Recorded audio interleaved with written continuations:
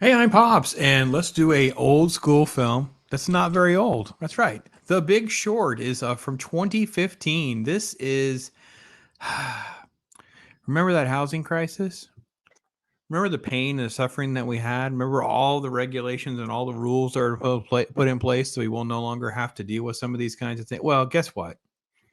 We're reading headlines, we're seeing financial nonsense. Yeah. So this film really is a great adaptation of some of the it's a book that was done called Inside the Doomsday Machine, The Big Short, Inside the Doomsday Machine.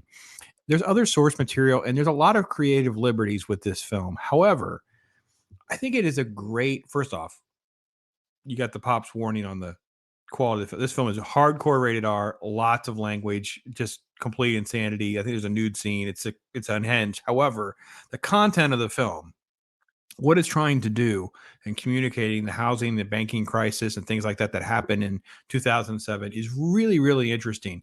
And it is a great starting point for anybody who wants to try to learn and understand a little bit more. It was nominated for several Academy Awards. I think it only won for screenplay, but it did have. I mean, first off, Christian Bale's got snubbed on this Best Supporting Actor thing. He's fantastic in this film. Anyway, so there's a couple different story arcs, and everything is intertwined with this housing crisis. And there's also like fourth wall breaking where they talk to you, the audience. You have that a couple times as well. So the first story arc is Christian Bale's character, Michael Burry, real life guy. He understood high risk subprime loans. He has like some serious autistic tendencies and knew how to go through some of the credit data to figure out this is a big, big mess. And his long term bet, which was like $1 billion, um, almost cost him his company. It was a complete interesting journey through this entire film as you get that. The other one is sort of you have this Steve Carell group that is done as well, and they get visited by Ryan Gosling. Ryan Gosling plays Jared Vennett, who works for Deutsche Bank, right?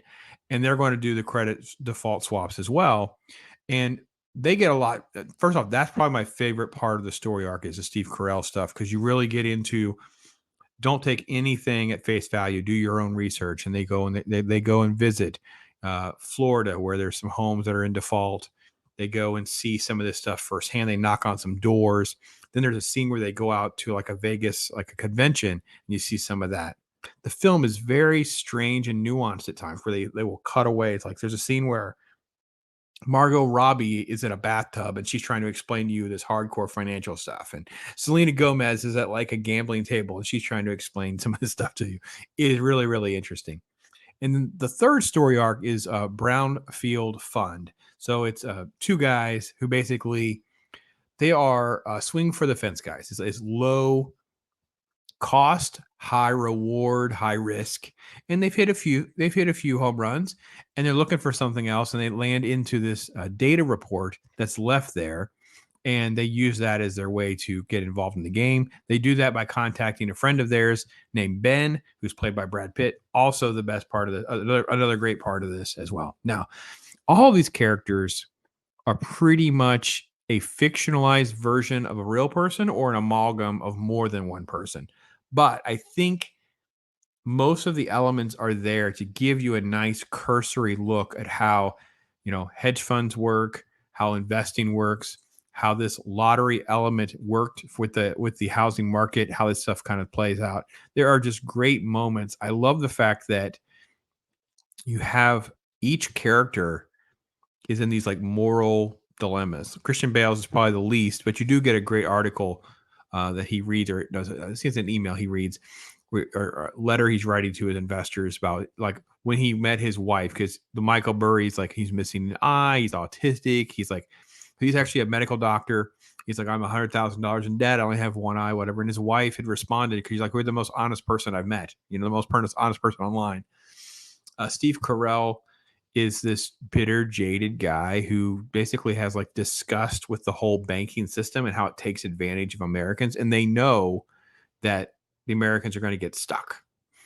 Ryan Gosling plays basically like a used car salesman. He knows this is sleazy, slimy stuff.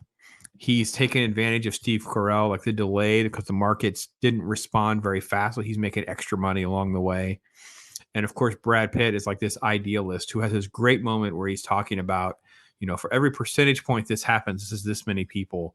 And it's like, wow, yes. So a film that a lot of people haven't seen. It did very well at the time. It was a very limited run in the end of 2015 because they tried to squeeze it out just in time for Oscars.